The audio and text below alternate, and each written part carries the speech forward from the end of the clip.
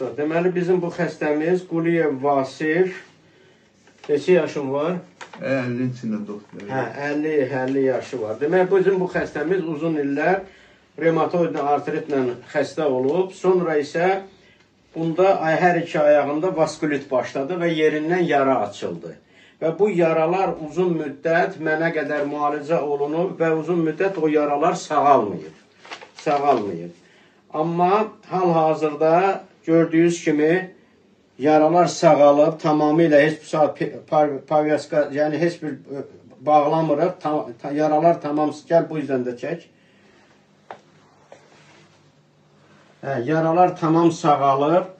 Xəstə özünü yaxşı hiss eləyir. Eyni zamanda burada xəstədə ürək problemi də biraz var. Ondan başqa revmatoid artrit fonunda fikir verin, xəstənin ayaq barmaqlarında yarım çıxıqlar var. Barmaqlar dala gedib.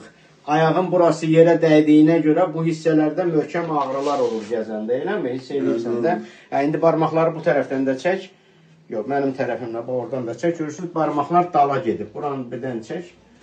Görürsən, barmaqlar dala getdiyinə görə belə adamların yerişi çətinləşir və xəstəliyin ağırlaşması kimi vaskulit meydana gəlir və bəzən bu vaskulitlər, yəni qırmızı düyünlər olur, sonra o düyünlərin yerindən yara açılır və bu yaralar da illərlə sonra sağalmır.